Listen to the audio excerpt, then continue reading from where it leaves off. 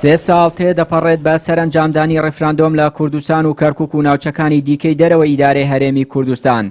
ڕێفراندۆم لە کەرکووک و ناوچە جێناکۆکەکانی دیکە بۆ چوونی جیاوازی لە شەقامی کوردی دروست کرد.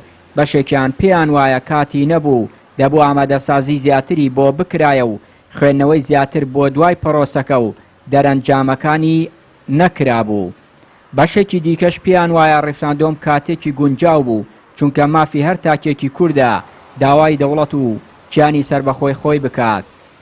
من پێم وایە وەک دیکومنتێکی تاریخی ئەوە ئەمێنێتەوە، بەڵام ئێمە ئەوایە ورتر پلاندانان بۆ ئەو بەرنامەیە لە ناوچەکانی دەرەوەی هەرێم و ئەوە بکرایە پەلەی لێ نەکرایە زیاتر وا دیار بوو سەرکردایەتی کورد بە شێوەیەکی گشتی خوێندنەوەی بۆ بارودۆخەکان خوێندنەوەیەکی زۆر ڕاست نەبوو، بۆیە دەرەنجامەکەیمان بینی.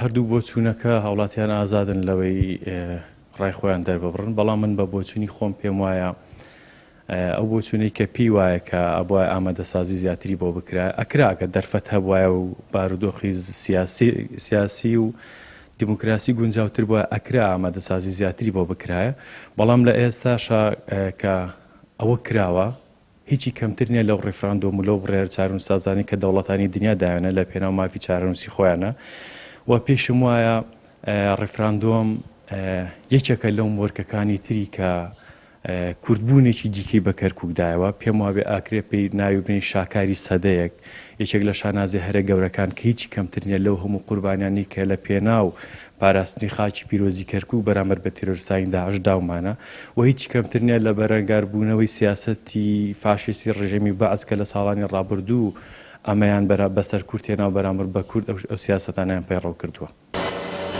لە دوای ڕێفراندۆم 16 ئۆکتۆبەری بەدوا داهاتوو نیوەی خاکی کوردستان لە دەست درا و کورد بۆ سەدەیەک لە خەبات و تێکۆشان لە پێناو کیانی سربەخۆی خۆی پاشەکشەی کرد.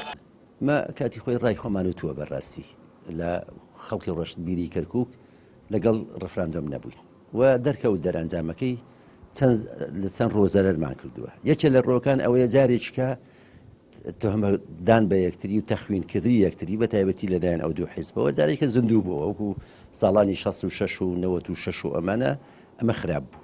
دوو ئەوە نەتیجەکەیەتی ئێستا کەرکووک حاڵی چۆنە. سێ ئەوەنی کە تا باس تاپۆکەن ئەم تاپۆ نییە، ینی تاپۆ خۆی پرسی کورد خۆی پرسێکی ڕەوایە ئەیە چێ بەو پرسە ڕەوایە کارەکە. چوار زەرێکی گەورەی تر ئەوەیە کە هەم لە ناوەوە هەم لە دەرەوە هەم لە دۆستەکانیش بەڕاستی دڵیان شکا زۆر تەکلیفیان کرد کە نەیکەن کە ڕێفراندۆ نەکرد، بەڵام ئەم نخبە نەخوێندەوارە سیاسیە نەخوێندەواری سیاسی بڕیاری خۆیانە ئەوەی نەتیجەکەیەتی ئەوێت تەحملی نەتیجەکەی بکەن.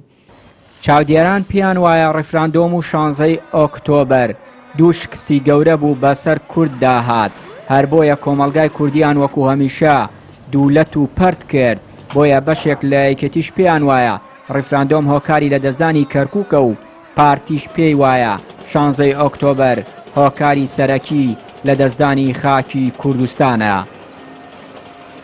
چیانوری کەناڵی ئاسمانی پەیام، کەرکووک.